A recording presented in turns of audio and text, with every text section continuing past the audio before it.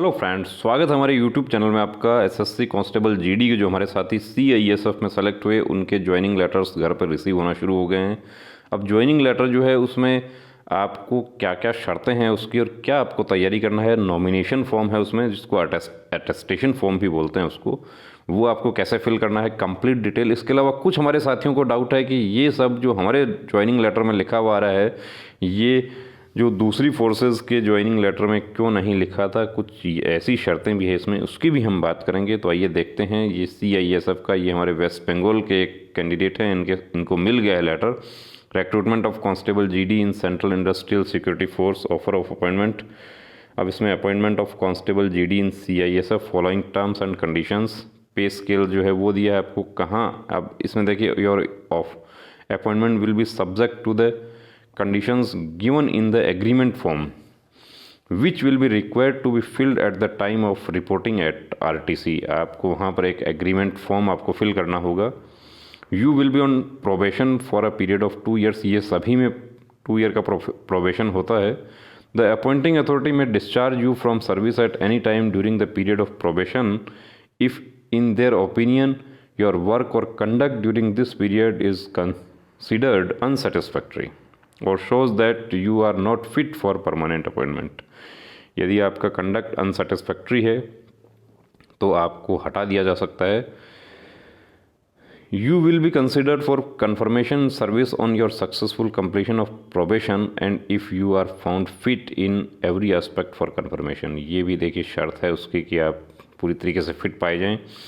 It should be understood that your appointment is subject to any change in the recruitment rules framed from time to time and that you will have no claim for compensation in consequence of any such change। ये भी बता दिया गया है। और CISF act 1968 जो है उसके अधीन आप किस शर्तें रहेंगी उसकी, और रूल्स जो है वो 2001 as amended from time to time. आपको इंडिया में कहीं भी ट्रांसफ़र किया जा सकता है, आपको इंडिया से बाहर भी आपको एम्प्लॉय किया जा सकता है।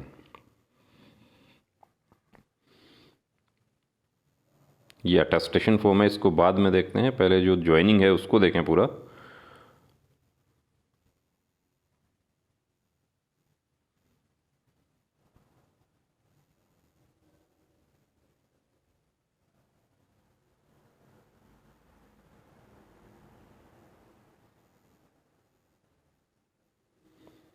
अब ये थोड़ा सा कट हो गया है।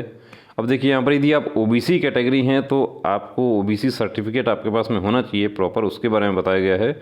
और ओबीसी सर्टिफिकेट यदि आपका किसी प्रकार से आपका जाली सर्टिफिकेट पाया गया तो आईपीसी के तहत आपके ऊपर कार्रवाई की जाएगी। एससी एसटी ओबीसी जो है सर्टिफिकेट, उसका वेरिफिकेशन है, उसके बारे में बताया गया है कि यदि वो सही नहीं पाया जाता है तो आपको टर्मिनेट कर दिया जाएगा। Vacancies are distributed amongst the state according to their population ratio. Domicile of the particular state are eligible for appointment against the vacancies allotted to that particular state. Your appointment is provisional and is subject to the status of domicile or domicile certificate being verified। यानी आपने जो भी domicile certificate जिस राज्य का दिया है उसी की वैकेंसी में आप काउंट होंगे और वो आपका वेरिफिकेशन होगा डीएम ऑफिस के थ्रू। यदि वो गलत पाया जाता है तो आपको घर भेज दिया जाएगा। You will be subject to fresh medical. अब देखिए इसमें साफ लिखा हुआ है, you will be subjected to fresh medical examination at the time of reporting to RTC if the validity period of 18 months from the date of fitness to joining service is over in terms of recruitment medical guidelines issued by MHA. जो 68,000 वाला जो letter circulate हो रहा है उसके बारे में इसमें बता दिया गया है कि यदि आपका 18 महीने से ऊपर हो जाता है तो अभी देखिए 20/5/2015 ये मेडिकल गाइडलाइन है, और उसके बाद में 16/4/2021 का जो लेटर है वो उसके बारे में बताया है। और उसमें यदि आप अनफिट हो जाते हैं तो इसमें आप फिट हो जाते हैं तो you will be allowed to join the post after being found fit in fresh medical examination. यदि वो ओवर हो जाएगा पीरियड तो आपका फ्रेश मेडिकल होगा, कंप्लीट मेडिकल। उसमें यदि आप अनफिट हो जाते हैं तो आपको एक मौका दिया जाएगा री मेडिकल का। उस री मेडिकल में भी यदि आप अनफिट हो गए तो आपको भेज दिया जाएगा, जैसा कि अभी दूसरी फोर्स में हो रहा है। Your appointment will be subject to following court orders. ये देखिए कोर्ट ऑर्डर के बारे में बताया गया है कि जो जो रिट पिटिशंस जो ऑनरेबल हाई कोर्ट्स में पेंडिंग चल रही हैं उसके अधीन रहेगा। If you accept the above mention terms and conditions you may report to the principal RTC Mundali on 21 जून 2021, यानी 21। अब इसमें पहले नहीं जा सकते आपको उसी दिन फोरनून में आपको जाना है 21 जून 2021 को। In case you fail to report to the training centre by FN, if it will be presumed that you are not interested to accept this offer and the candidature will automatically stand cancelled. However, if you are not able to report to the principal RTC Mundali for joining the post of Constable GD in the Central Industrial Security Force by 21st June 2021 due to unavoidable or compelling circumstances, you may submit your request with full facts justifications to the principal RTC Mundali. अब यदि इसमें ये भी साथ में लिखा गया है कि यदि आप नहीं ज्वाइन कर पा रहे हैं, कोई ऐसा सर्कमस्टांसेस हो गया है, तो आप पूरा फुल फैक्ट्स उसके साथ पूरा प्रॉपर एविडेंस आप साथ में लगाकर जस्टिफिकेशन के साथ में आप एक लेटर एप्लीकेशन आप भेज सकते हैं, जो कि 18 जून 2021 तक प्रिंसिपल आरटीसी मुंडाली को पहुंच जाना चाहिए। और यदि वो भी नहीं पहुंचता है तो 21 जून को जो आपका ज्वाइनिंग है वो आप 21 के बाद 22 को जाएंगे, आपको नहीं लिया जाएगा और आपको कैंसिल आपका अपॉइंटमेंट कर दिया जाएगा। It is further informed that you are required to carry the following documents in original. यहाँ पे आपका पूरा डॉक्यूमेंट्स लिखा है 2 कॉपीज़ ऑफ अटेस्टेशन फॉर्म। अब अटेस्टेशन फॉर्म इसके साथ में आया है, बाकी फोर्सेज जो हैं वो अटेस्टेशन फॉर्म वहाँ जब आप सेंटर में जाते हैं वहाँ आपसे फिल करवाती हैं।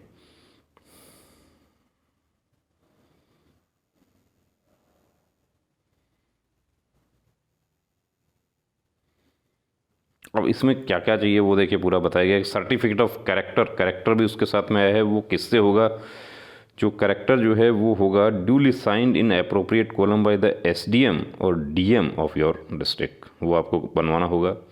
Character and antecedent certificate format already supplied और एनक्लोज्ड। लोकल SHO से आपको एक सर्टिफिकेट लेना होगा पुलिस का। और all original certificates pertaining to the educational qualification, date of birth, belonging to ये जो आपका SC ST OBC hillman tribesman sports NCC ये सब जो है वो सब आपको देना होगा। 2 copies of your recent passport size photograph. तो पासपोर्ट साइज़ फ़ोटोग्राफ तो आपको ज़्यादा रखना है, 10 to 20 आप रख सकते हैं, वो बाद में आपको काम आता रहेगा। In case you are already employed in government, quasi government, public sector, तो आपको NOC भी देना होगा। If you have applied for other services before joining CISF। अब देखिए ये जो है ये अप्लाइड आपने क्या किया है कि सपोज आप CAPF सब इंस्पेक्टर का आपने आवेदन किया है या आप MTS का आपने आवेदन कर रखा है, कोई भी सर्विस जो है आपने उसका भर्ती प्रक्रिया जो है आधा आपने कर रखा है और बाकी बचा हुआ है, तो उसका आपको सूचना देना है। इसके लिए आपको इसमें साफ लिखा हुआ है कॉलम नंबर 7 जो है, यू मस्ट 6 में पैरा 6 में, if you had applied for other services before joining CISF you should intimate all the details in this regard to the principal training center immediately on joining for basic training, failing which your request to leave the department on technical resignation will not be considered। ये question कुछ हमारे साथियों ने पूछा था कि मैं technical resignation देता हूं तो कैसे देना होगा। तो ये टेक्निकल रेजिग्नेशन का प्रोसीजर है कि आप जब ज्वाइन करते हैं तो आप एक एप्लीकेशन साथ में दे दें कि मैंने पुलिस के लिए या मैंने CAPF सब इंस्पेक्टर के लिए या मैंने हेड कांस्टेबल CISF में ही हेड कांस्टेबल मिनिस्ट्रियल का आपने फिजिकल किया हुआ है और आप एग्ज़ाम देंगे तो आपको छुट्टी तभी मिल पाएगी जब आप अभी एप्लीकेशन आप लगा देते हैं। You must open a simple saving bank account, उसका पूरा डिटेल दिया गया है, उसका पासबुक चेकबुक, पैसा कितना चाहिए तो उसके बारे में बताया गया है कि पैसा आपको 8,000 रुपये कम से कम आपको चाहिए, उससे ज़्यादा ही आपको रखना है। You should also carry your personal belonging including proper clothing and bedding and other items of daily use which may be required by you. जैसे आपको शेविंग किट आपका होना चाहिए। अभी तक आप चाहे कोहली कट, आप विराट कट, जैसा भी आप दाढ़ी आप रखते हैं, लेकिन अब वहाँ जाने के बाद में आपको बिल्कुल क्लीन शेवन आपको रखना होगा। अब देखिए अटेस्टेशन फॉर्म जो है वो आपको दिखा देते हैं कि अटेस्टेशन फॉर्म क्या है। अटेस्टेशन फॉर्म उसके साथ में आया है, उसमें ये अटेस्टेशन फॉर्म है। इसमें आपको पूरा डिटेल आपको फिल करना होगा, जैसे आपका योर रिलीजन, आपका district, state, caste, particulars of places where you have resided for more than 1 year. जो पिछला जो 5 साल का समय है उसमें आप 1 साल से ज़्यादा आप कहीं भी रहे हैं तो वो आपको शो करना होगा। आपको एजुकेशनल क्वालिफ़िकेशन 15 साल की आयु के बाद आपने जो किया है वो आपको पूरा दिखाना होगा। अब इसमें देखिए एक जो 15 नंबर कॉलम जो है वो सबसे इम्पोर्टेंट है। 15 नंबर कॉलम में यदि कहीं भी गलती हो गया या कहीं आपको यस इसमें हो जाता है तो ये आपके लिए बहुत ही परेशानी का सबब बन सकता है। 15 नंबर क्या है देखिए, have you ever been kept under detention, क्या आप कभी गिरफ्तारी में रहे हैं? तो यदि यस इसमें आपको नो करना है, यदि यस है तो आपको बाद में बताते हैं। Have you ever been arrested, नहीं हुए हैं तो no. Have you ever been prosecuted, किसी प्रकार का कोई मुकदमा आपके ऊपर चलाया गया है, अभियोग चलाया गया है, वो यदि यस होता है तो परेशानी हो सकती है। In any criminal case pending against you in any court of law at the time of filing up this attestation form, यानी किसी प्रकार का जो है क्रिमिनल केस यदि आपके ऊपर पेंडिंग है तो वो आपको बताना होगा। Have you ever been convicted by a court of law for any offence. अब ये देखिए, ये जो क्लरिकल मिस्टेक है, ये ऑफेंस है ये। अब इसको पढ़ के भी कुछ हमारे साथी ऐसे होते हैं कि जो बड़े शार्प होते हैं और कमेंट करते हैं ये तो फेक लेटर लग रहा है, इसमें तो मिस्टेक है, स्पेलिंग मिस्टेक है, ये क्लरिकल मिस्टेक है, इसको ये सब अवॉइड किया जाता है, ऐसी मिस्टेक पे इग्नोर किया जाता है ये। Whether discharge expelled withdrawn from any training institution under the government of India, ये बताना होगा। Have you ever been rusticated by any university और any other educational authority institution, ये अब ये देखिए ये भी इसमें शो करना होगा। आप कभी चीटिंग करते हुए आप पकड़े गए हों और आपको रस्टिकेट किया गया हो, वो आपको शो करना होगा इसमें। Have you ever been debarred disqualifying by any public service commission, staff selection commission for any of its examination, वो आपको बताना होगा। अब इसमें देखिए साथ में कहा गया है कि if the answer of any of the above mentioned question is yes, give full particulars, the case, arrest, detention, fine, conviction, sentence, punishment, etc., or the nature of the case pending in the court, university, educational authority, जो भी है वो सब का आपको detail देना होगा। और इसमें आपको एक बात बता देता हूँ, यदि कहीं यस हो गया तो आपका जो ज्वाइनिंग है वो नो हो जाएगी। तो गलत जानकारी नहीं देना है, वरना ये गलत आपने दे दिया तो ये डीएम ऑफिस के थ्रू आपका इसका वेरिफिकेशन होता है और उसमें ये पकड़ में आ जाता है। ये क्या है, ये है डिक्लेरेशन। जो डिक्लेरेशन जो है उसका लास्ट का पेज है, इस पर आपका सिग्नेचर होगा। इसके लिए मैं आपको एडवाइज़ करना चाहता हूँ कि आप इसका पहले एक फ़ोटोकॉपी आप करवा लें और उसको पेंसिल से पहले आप उसको फिल करके देखें। कहीं आपको समझ नहीं आता है तो आप अपने कोई भी को जो अपने घर में कोई जानने वाला है उससे आप राय लें। कोई आपके अड़ोस पड़ोस में कोई जो पहले से जॉब में हो, कोई सरकारी टीचर हो, तो उनसे आप राय ले सकते हैं। इसमें कोई गलत नहीं हो जाए, इसका विशेष ध्यान रखना है, क्योंकि ये आपने यदि ओरिजिनल वाला ख़राब कर दिया तो फिर आपको परेशानी होगी, आपको दूसरा नहीं मिलेगा। अब देखिए जो लास्ट पेज है उसमें एक पॉइंट लिखा हुआ है, उसमें जो कैंडिडेट है वो पूछ रहे हैं कि ये ऐसा इसमें क्यों लिखा हुआ है। अब इसमें लिखा हुआ है कि